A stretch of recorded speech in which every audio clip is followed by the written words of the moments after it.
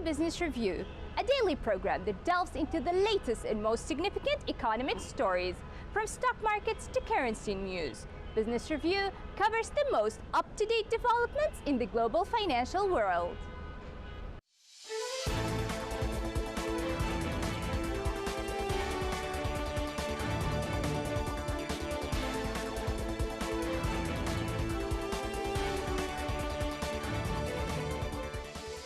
The Japanese Prime Minister Yoshihide Suga said Japan will work together with all Apec members to build a sustainable economy and society. Suga made a speech via video link at the Asia Pacific Economic Cooperation or APEC CEO Dialogues Malaysia 2020.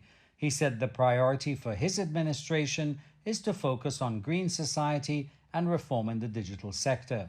Suga said COVID-19 pandemic this year posed challenges to the global supply chains, and Japan will work with other members of APEC to improve the situation. Suga also made a commitment that Japan will work together with APEC to build a sustainable economy and society. Under the theme APEC Reimagined, Priorities in the Aftermath of COVID-19, the APEC CEO Dialogues Malaysia 2020 is hosted by APEC Business Advisory Council, the ABAC, Malaysia, and it'll connect government and business leaders from across the 21 APEC member economies to discuss urgent issues facing the region and the world in the wake of the pandemic.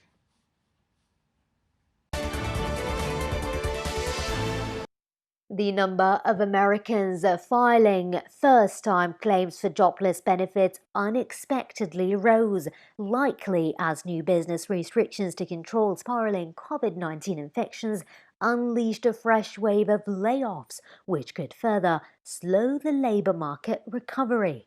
The weekly unemployment claims report from the Labor Department, the most timely data on the economy's health, also showed at least 20.3 million people on unemployment benefits at the end of October, 7 months after the pandemic started. In the United States, millions will lose benefits next month when 2 government-funded programs expire. President-elect Joe Biden will inherit the public health crisis and a frail economy when he takes over from President Donald Trump on January 20th. Initial claims for state unemployment benefits increased 31,000 to a seasonally adjusted 742,000 for the week ended November 14th. Unadjusted claims rose 18,344 to 743,460 last week. Economists prefer the unadjusted number given earlier difficulties adjusting the claims data for seasonal fluctuations because of the economic shock caused by the pandemic, including a government-funded program for the self-employed, gig workers, and others who do not qualify for the regular state unemployment programs. 1.1 million people filed claims last week.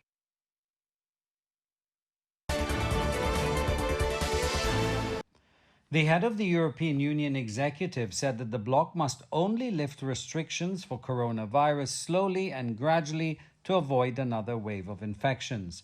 Ursula von der Leyen spoke after the 27 national leaders discussed stepping up joint testing efforts in the bloc, doling out vaccines, and coordinating easing lockdowns as a second wave of the pandemic weighs on Europe. Europe has about 11.3 million confirmed COVID-19 cases, and nearly 280,000 people have died, according to data from the European Centre for Disease Prevention and Control.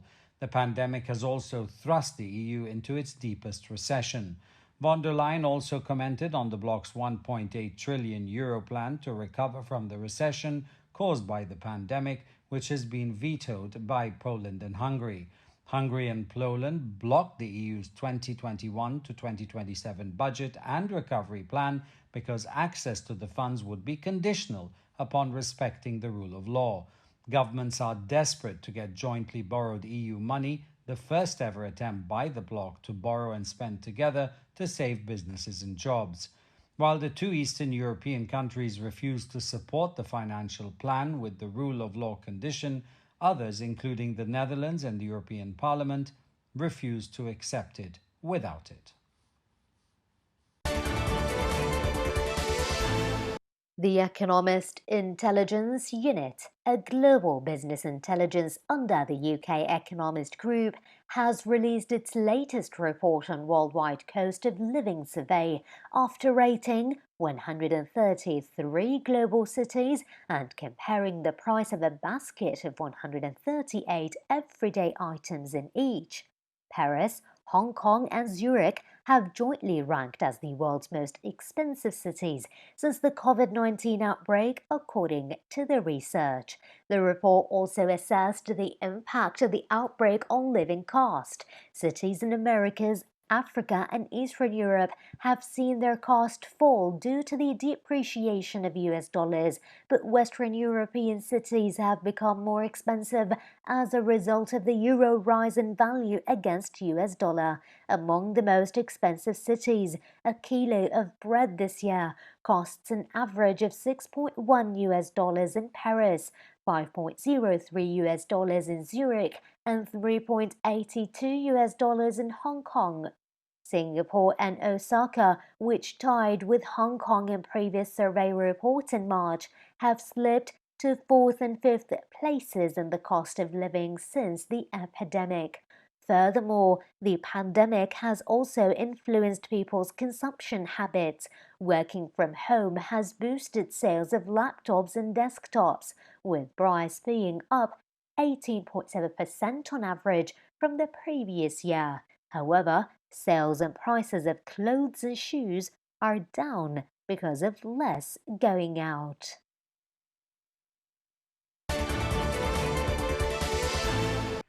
UK Prime Minister Boris Johnson said he was ending the era of cutting defence spending to better address a more perilous international situation that Britain has faced since the Cold War. The announcement of a major increase in military spending came despite the pandemic pummeling the economy and as Britain seeks to define its post-Brexit role on the world stage.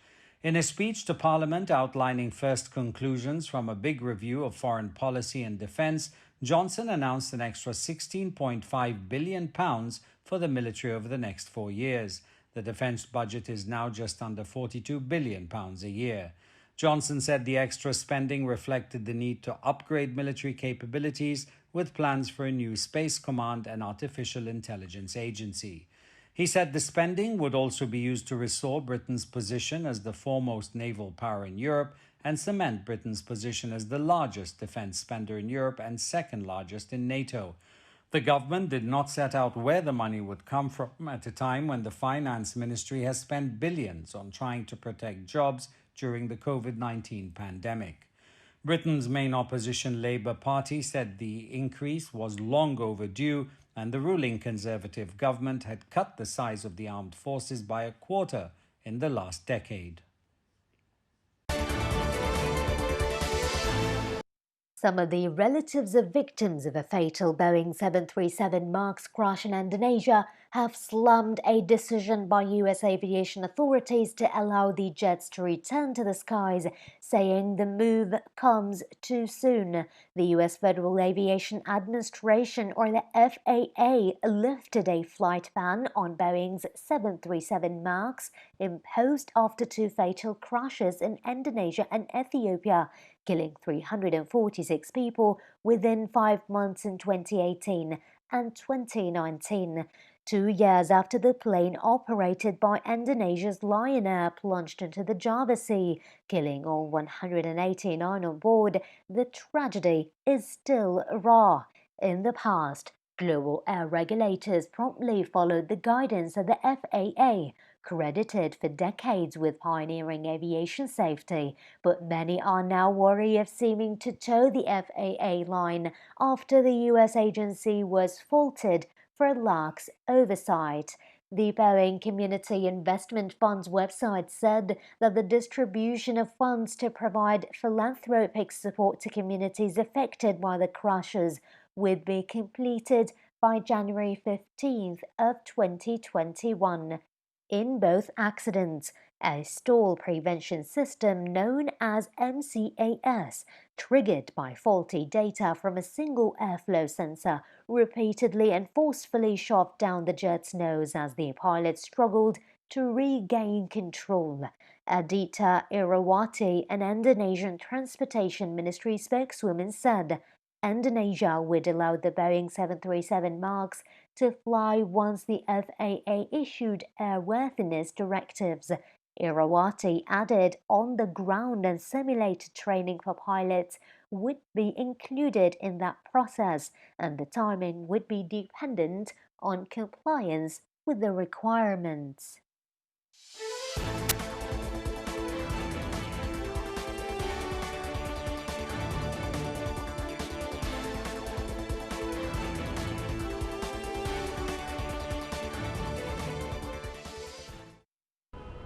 This has been Business Review, your daily source for the most critical financial stories.